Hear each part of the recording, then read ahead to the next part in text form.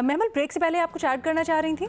मैंने कहा I think कुछ चीज़ें जो है ना वो हमें ऑल्दो के इस प्रोग्राम पे पहले बात हो चुकी है लेकिन हमें रीट्रेट करने की ज़रूरत है। वो ये कि देखिए काजी फाइज ईसा साहब ने बतौर चीफ जस्टिस अपनी पावर्स गिव अप की हैं। ऐसा जो लाइव टेलीकास्ट होती है जो सुप्रीम कोर्ट के जो केसेस के जिस तरीके से वो भी इन्हीं के दौर में शुरू हुई। अगर उन्होंने काजी फाइज ईसा साहब ने ऐसे ही कोई कि मैं अपनी मनमानी का बेंच लगा लूँ या मैं अपनी मनमानी के फैसले होने चाहिए तो फिर वो वही करते कि जो हमने 2017 से लेके उससे पहले भी हमने देखे बहुत सारे जो चीफ जस्टिस करते आए हैं, यानी कि हमें पता होता था कि ये बेंच बना है तो इसका फैसला क्या होगा। इस वक्त ये नहीं है, इस वक्त ये बिल्कुल डिफरेंट है और इसीलिए जो चीज़ डिफरेंट है, जो चीज़ खटक रही है लोगों को, बहुत सारे इवन आप कह सकते हैं हुकूमत को भी या इस हाइब्रिड निज़ाम को भी जो चीज़ खटक रही है वो ये है इंडिपेंडेंस ऑफ जुडिशरी। क्योंकि इससे पहले हमने हाइब्रिड निज़ाम के अंदर ये देखा कि judiciary was also on the same page, वो भी फैसिलिटेट कर रही थी, वो भी एस्टैब्लिशमेंट के साथ मिलकर उनकी बी टीम बनकर वही चीज़ें कर रही थी जो वो चाहते थे। तो इसलिए ये फ़र्क है इस वक्त, इस हाइब्रिड निज़ाम तो वही है बल्कि शायद उससे भी ज़्यादा जो है वो आगे होगा जिस किस्म के फैसले हो रहे हैं, जिस किस्म के कवानीन और वो चीजें हो रही हैं। लेकिन एस्टैब्लिशमेंट और हुकूमत सेम पेज पे हो सकते हैं, अदलिया नहीं है। अदलिया की आज़ादी जो है वो इंडिपेंडेंस ऑफ जुडिशरी बरकरार है, उन्होंने स्टैंड लिया है इस अदलिया ने। पिछली जो अदलिया थी वो हमने देखा था कि किस तरीके के फैसले होते थे, किस तरीके के, यानी कि आप अगर रीराइट करते हैं कॉन्स्टिट्यूशन को 63A का अगर आप फैसला देख ले तो उसका क्या लेना था, वैसे भी बेंच कॉन्स्टिट्यूशन पता होता था इस बेंच ने यही फैसला करना है, पीटीआई को रिलीफ देगी या फलाने को नहीं देगी या सजा देनी है, तो पता होता था। ये डिफरेंस है, इसलिए ये जो चीफ जस्टिस काजी फाइज ईसा के ऊपर इस किस्म की तनकीद होती है और खासतौर पर जो सियासी तनकीद मैंने इसीलिए कहा ये होती है इसे प्रेशर डालने के लिए या उनको कंट्रोवर्शियल करने के लिए। हालांकि मोस्टली अगर आप चीजें देखें तो बहुत ट्रांसपेरेंटली हो रही हैं अदलिया के। फखर, आप कुछ कहना चाह रहे थे?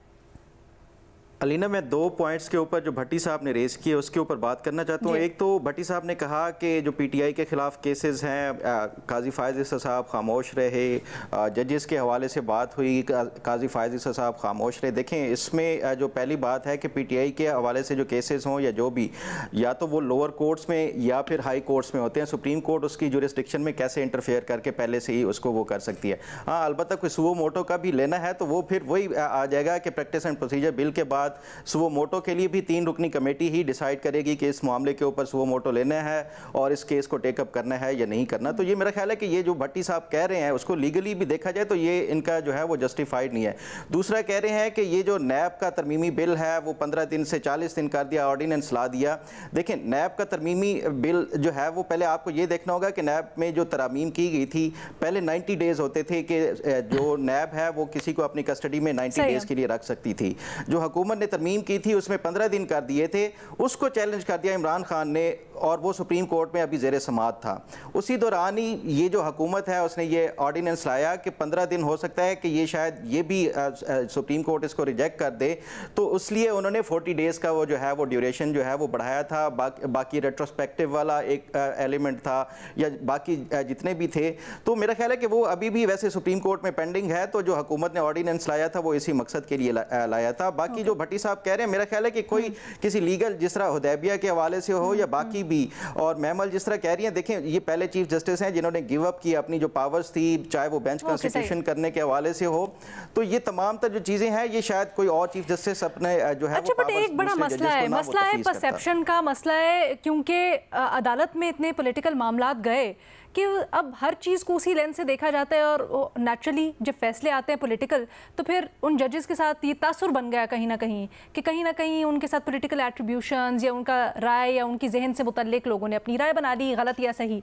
अब शहजाद, ये चैलेंज है बहुत बड़ा अदलिया के लिए भी। क्या समझते हैं किस तरह से मुमकिन है कि अदालत में ये जो पॉलिटिकल परसेप्शंस हैं उनसे मुतल्लिक ये ज़ायल की जाए? देखिए, जब सियासी मामला बेहतर तो ये होता है कि सियासतदान ही हल करें, लेकिन यहाँ पे आपको पता है कि हर मामला जो है, जो बहुत सारे मेजर इश्यूज हैं, चाहे 63A का मामला हो, पंजाब असेंबली का टूटना हो, उससे लेके ये रिजर्व सीट वाला मामला, ये सब बल्ले के निशान वाला मामला, ये सब अदालत में गए हैं। और बिल्कुल जब अदालत में जाएंगे तो एक तासुर तो बनेगा। सियासी पार्टीज तो मौका ढूंढती हैं। तो इससे बचने के लिए क्या किया जा सकता है, खासतौर पे अब मोर देन एवर? देखिए, मेरे ख्याल से तो जो तजवीज मैंने आपको पहले दी थी, बेस्ट तो वही थी कि जब ये प्रैक्टिस एंड प्रोसीजर एक्ट आया था, जब ये बिल आया था, वो एक अच्छा बिल था, क्योंकि इससे पहले ये बड़ी तनकीद होती थी कि एक जो चीफ जस्टिस हैं वही बेंच बनाते हैं, वही केस लगाते हैं, तो उस पर तो बड़ी तनकीद होती थी। सबसे बेहतर यही था कि एक तो जो कमेटी है उसको आप ज्यादा बड़ा से बड़ा रखें, और ये कमेटी सिर्फ सुप्रीम कोर्ट तक क्यों है, ये हाई कोर्ट तक भी होनी चाहिए, क्योंकि हाई कोर्ट में भी इसी किस्म की बातें होती रही हैं। हम ख्याल जजेस की या फिर के जो चीफ जस्टिस होते हैं वो अपनी मर्जी का बेंच बनाते हैं, तो ये सुप्रीम कोर्ट तक महदूद नहीं होना चाहिए, हाई कोर्ट तक भी होना चाहिए। हाँ, ये जो सारी बहस हो रही थी, देखिए बहुत सारे फैसले मुतनाज़ा हुए हैं चीफ जस्टिस साहब के दौर में भी, काजी फैज़ल साहब के दौर में, जिसमें बल्ले वाला निशान खास तौर पर था, उस पर तनकीद तो हो सकती है, लेकिन अभी मेरे ख्याल से कबल वक्त होगा कहना कि जो जजेस आ रहे हैं एडहॉक जजेस, उससे क्या होगा। लेकिन एक बात यह है कि इस वक्त अगर केसेस बढ़ रहे हैं और नीचे अदालतों से भी आ रहे हैं, मुझे नहीं लगता कि ये मामला जजेस को की तादाद बढ़ाने से सिर्फ हल हो सकता है।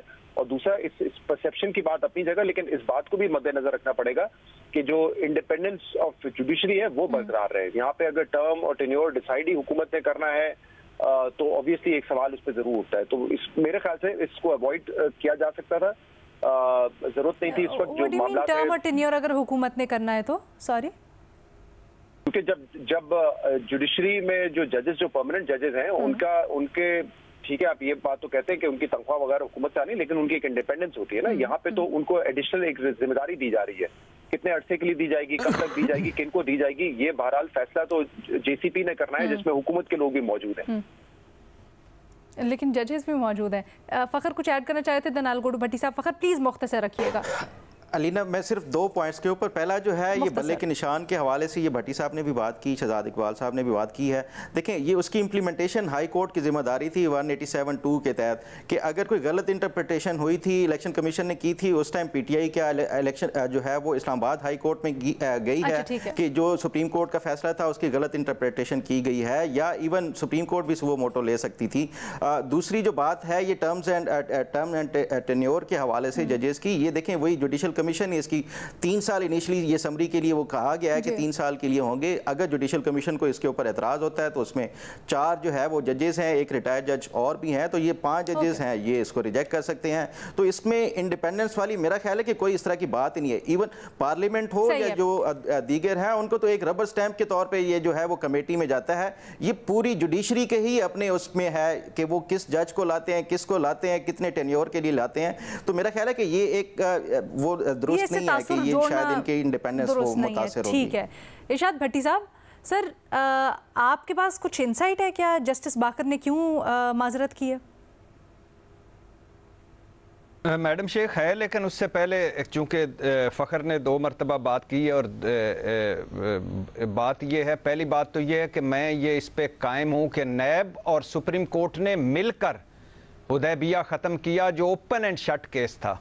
दूसरा, नैब तरमीमी आर्डिनेंस की कोई कर सकता है, मुझे समझ नहीं आती, कोई थोड़ा सा रत्ती भर शऊर रखने वाला भी कर सकता है। 14 दिन की बजाय 40 दिन, ये कल रोते थे कि 14 दिन से ज़्यादा रिमांड नहीं होना चाहिए, अब ये नैब खुद नहीं कर पा रहा इसका। और इलेक्शन एक्ट तरमीमी एक्ट जो है कि रिटायर्ड जजेस लाएं, इसमें कोई मंतक समझ आ सकती है कोई और कि नियत साफ होगी। ठीक है। दूसरी बात यह कि जो कुछ जिन केसों में वो बैठे, जो कुछ उन्होंने कहा वो सारों के सामने है, और जो कुछ उनके दौर में हुआ वो भी सारों के सामने है। अब आ जाए मैडम शेख, दो वजह हैं इसकी। एक वजह है कि वो मुतनाज़े नहीं होना चाह रहे थे, जो हालात हैं, जिस तरह की चीज़ें चल रही थी, जिस तरह की उन्होंने माजरत कर ली। दूसरा वजह है कि उन्होंने कहा कि मैं अब एक मरतबा अल्लाह ने मुझे इज़्ज़त दी, मैं आया, मैंने डिलीवर किया, जो कुछ कर सकता था किया, अब मैं अपनी लाइफ गुजारना चाहता हूँ साइड पे। सर और ये तो जो फ़खर की राय और फ़खर का मौक़िफ़ आपकी इत्तलात से सही प्रूव हो रहा है ना, कि कहीं ना कहीं सियासी दबाव डाला जा रहा है इस तरह के फैसलों को मैनिपुलेट करने के लिए जुडिशरी के ऊपर। यानी इसमें कोई 2-4 और भी शामिल कर लीजिएगा कि उनकी भी राय दुरुस्त हो गई, खेत मिट्टी राय दुरुस्त हो गई। सर आपने एक मिनट, जब आपने खुद कहा है, एक मिनट, जब मामले आपने खुद कहा है कि उन्होंने तैनाती से माजरत इसलिए की है, उन्होंने कबूल। मेरी लॉजिक क्या थी, मेरी लॉजिक क्या थी कि सियासी मामला था। मेरी लॉजिक ये थी, सुप्रीम कोर्ट में मनपसंद के ला के रिटायर्ड जजेस लाना चाहते थे, मनपसंद के फैसले करवाना चाहते थे। सर तो वो लॉजिक दूसरी तरफ भी तो अप्लाई किया करे ना, फिर आप एक ही तरफ अप्लाई करते हैं वो लॉजिक, वो दूसरी तरफ का जब मैं आपसे सवाल करती हूँ तो हो सकता है उसको। अब ये नहीं नहीं नहीं not at all madam Sheikh, इस तरह ना करें प्लीज। आप जब आप कहती हैं ना कि हुदैबिया जो टाइम बार्ड था, सर मैं तैनाती से आगे आ गए सर, हम तैनाती की बात कर रहे हैं। आपने अभी कहा जब आप इस तरह कहती हैं ना, जब आपके सामने बैठकर कोई नैब तरमीमी एक्ट को जस्टिफाई करता है, इलेक्शन तरमीमी एक्ट को जस्टिफाई करता है, हुदैबिया को जस्टिफाई करता है, तो उसको कहा करें कि इसका दूसरी साइड भी है। मैडम शेख इसके ये बार बार बताना चाहिए इस कौम को जो इस कौम के साथ हुआ है। नैब को भी तो पुरानी नैब को भी तो जस्टिफाई किया जाता था, तब भी आप कहते थे दूसरी साइड बेशक दूसरे लोग दे रहे होते थे, उस वक्त भी जस्टिफाई भी किया हमने। ये मेरी गलती है, उस नैब को भी जस्टिफाई किया जाता था। ये मेवल बिल्कुल सही कह रही है, मेरी गलती है। उस वक्त मैं इक्वल टाइम दिया करती थी सबको।